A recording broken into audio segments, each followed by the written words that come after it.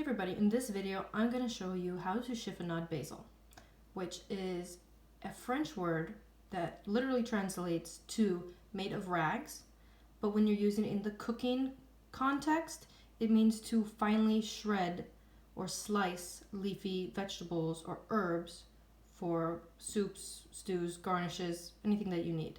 So we're going to take some basil leaves that I've already washed and kind of let dry a little bit, and we are going to stack them one on top of the other, starting with the biggest leaf on the bottom because that's going to help us roll.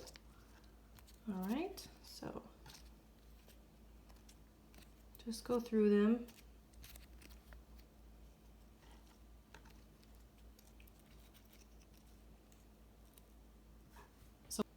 So now we're going to roll it, but be careful when you roll it because I found that if I pinch too firmly on the basil leaves, my nails, even though they're very short, will leave an imprint. So just take your time and slowly but firmly roll them, trying to use just the pads of your fingers. And then with a sharp knife, using the back part, we're going to pinch it right back there, and we are going to, in a circular motion, never having this part leave the board, slice down. And you can make these as thin or as wide as you like. And if it kind of unravels, it's okay. We're cooking. And there you have it.